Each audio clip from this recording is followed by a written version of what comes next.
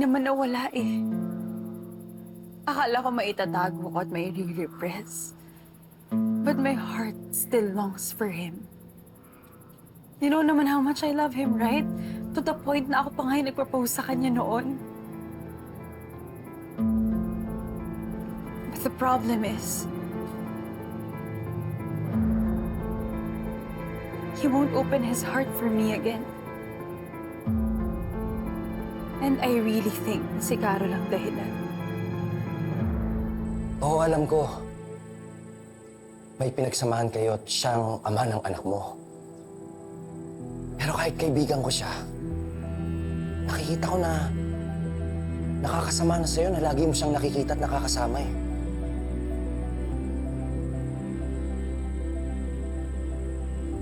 Totoo naman yung sinasabi mo. Hindi na nga nakakabuti sa akin na balikan ko yung nakaraan naming dalawa. Kaya nga sinabi ko sa'yo, di ba? Tapos na kaming dalawa. Wala nang lugar sa puso ko para kay Wilfred.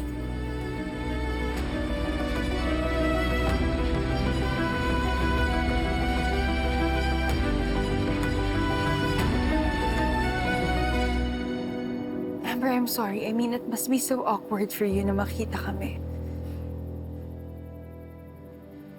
I don't know, Tita. I mean, you guys were a couple before.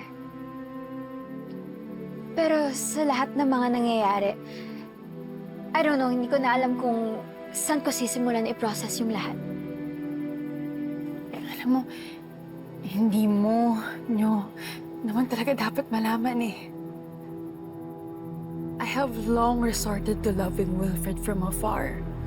Secretly. Kayong pamilya niya. Kaya nga nandito ako lagi to support you guys. It's my only way of showing love and concern silently. Na-appreciate naman po namin yun, Tita. Ramdam ko yun. And I'm really thankful for that. Kaya lang simula nung bumalik si Carol, I don't know. I admit it. It's hurting me. Kasi parang bumabalik na naman yung feelings ng dad mo para sa babaeng yun. At masakit makita sa akin na mamahalin ulit ni Wilfred si Carol. No. No. He can't love her again. You know, I'd be okay if sa ibang babae na lang sana eh. Yung alam ko mabait at aalagaan kayo. Pero kung sa isang kriminal at mamamatay tao na kagaya ni Carolina? Hell no! Hindi ako papayag na masaktan niya kayo ulit. Never again. I'm so sorry. If napilitan ako na i-confess ulit yung feelings ko para sa dad mo. But unfortunately, the feeling isn't mutual.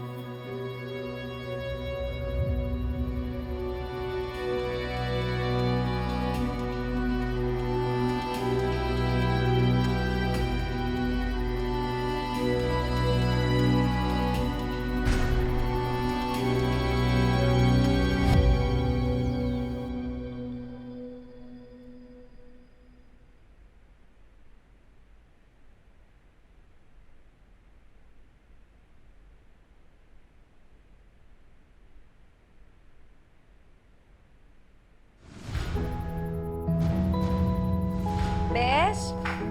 Bes? Bes? Uy! Tama na yung kakaisip dyan kay Wilfred. Ikaw ha, umamin ka nga. Affected ka pa rin ba dun sa tukaan nila ni Ronnie? Alam mo, ayoko na maging affected eh. Kasi alam ko naman na hindi dapat. Pero bakit ganun, no, Bes? Kahit ayoko, dahil ko sila nakikita sa isip ko. Ayoko na pero sasaktan pa rin talaga ako. Ako, yari tayo dyan, Bes. Alam mo, ayoko mang sabihin to, ano? Pero parang isa lang ibig sabihin yan. Mahal mo pa rin si Wilfred. Hindi, no? Hindi na. Ano yun? Kakalimutan ko lahat ng mga pinagdaanan ko? Lahat ng mga sakit na binigay sa akin ni Wilfred? Hindi na. Tama. Tama na talaga, Bes. Tsaka ipagpahinga mo na yung puso mo. Lalo na dyan sa Wilfred na yan. Move on na tayo, Bes. Hindi ka niya deserve. May tao pa na pwedeng magmahal sa'yo ng totoo at yung talagang aalagaan ka.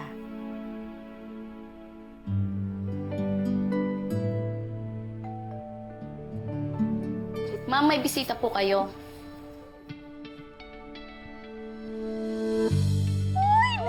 Dennis! Naku, tuloy ka, tuloy ka! Dennis! Good morning sa inyo. Carol, nagpunta ako dito para i-invite ka lumabas tonight.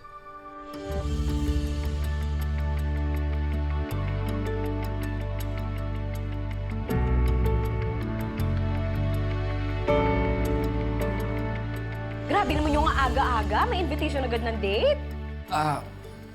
Actually, mali yata yung pagkasabi ko. Carol, gusto sana kitang invite for a client meeting. Client meeting? Wait. Date na, naging client meeting pa. O, magkape ka muna. Thank you. May kilala kasi akong businesswoman who owns a brand na nagbebenta ng mga local products. So, I thought na baka open sila for partnership with PNL. So, I asked her kung pwede siya makipag-meeting. Tapos, sabi niya, okay daw siya tonight. Naku, malaking bagay yan. Salamat, Dennis. May kailangan ba ako i-prepare? Pitch, presentation, ano? Just a brief pitch. Tsaka siyempre, magdala ka na rin ng mga sample pieces mo. Isisend ko rin sa'yo yung mga links ng website niya para at least malaman mo kung ano yung taste nila. Alam mo, there are 5 branches meron si Mrs. Sikia sa mga malls natin dito sa Metro Manila. So, sana makuha mo yung pagiging supplier o even partner. Salamat, Dennis. Sobra talaga. Malaking bagay talaga to. I'm glad you're happy, Carol. Oh, i-contain mo muna yung excitement mo, ha? So, tonight, sundin kita? Sige. Nox naman sa'yo, Dennis. A for effort ka naman dyan. Alam mo, actually, pwede mo naman lang sanang itawag na lang to sa best friend ko, ano? O di kaya i-chat na lang siya. Pero talagang pumunta ka pa dito, face to face. Traditional kasi ako, eh. Gusto ko sinasabi ko ng personal. So, paano? Kailangan ko na pumasok, ha? Sige. Naku, Salamat sa kape. Ako na. So, Carol...